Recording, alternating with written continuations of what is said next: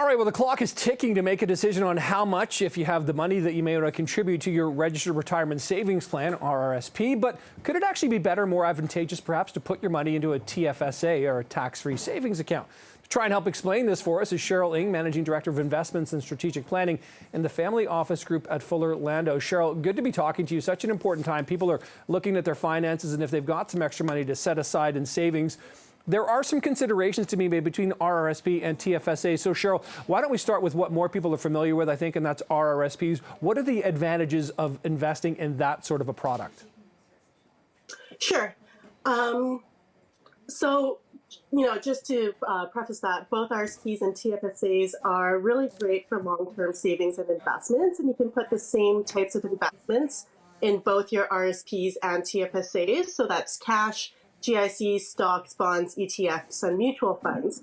Where you see the benefit of the RRSP is the tax deduction that you can get from contributing to your RRSP. So whatever you contribute to your RRSP, you can then deduct on your tax return. That reduces your taxable income and results in tax savings, which typically comes in the form of a tax refund.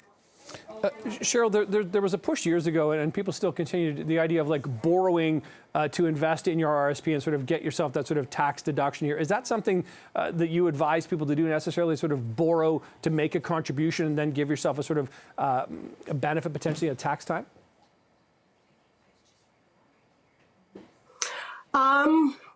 Personally, I'm not a big fan of debt, I don't really love doing that. I understand that it's a bit of a bridge loan because I guess the idea is you're going to pay that back fairly quickly after you get your tax refund.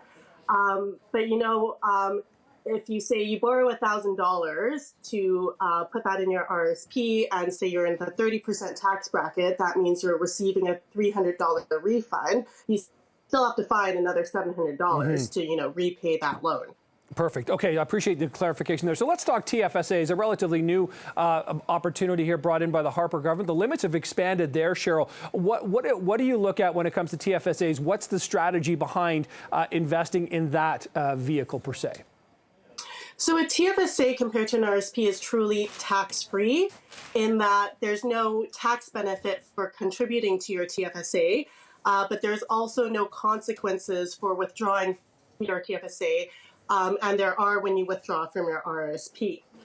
And so the TFSA, with an RRSP, your contribution room is determined by your earned income from the prior year, whereas a TFSA, they said everyone gets the same amount to contribute to their TFSA, regardless of, income level or whatever else. So this year, Jan 1, everyone got $6,500 that they could then contribute an additional $6,500 of TFSA contribution room. Like I said, so the great thing about TFSA is it's flexible. So you can put money in and take money out if you need to without worrying about taxes. It's still really good for long-term savings because like an RRSP, the investment income is not taxable. And that the power of that really compounds over time. The great thing about the TFSA is once you take money out, you can put money back in the following year, and that doesn't impact your contribution room. And there's no minimum withdrawal requirements like with an RRSP. Like with an RRSP, once you turn 71, you have to convert that to a RIF, and then that's subject to minimum withdrawals. And there's no such requirement with the TFSA. Okay, well, listen, Cheryl, really appreciate you walking us through the differences here and distinctions this morning. Cheryl Ng, the Managing Director of Investments and Strategic Planning in the Family Office Group at Fuller Landau. Thanks for the time this morning. Oh, no problem. Thanks, Nick. Take care. Take care.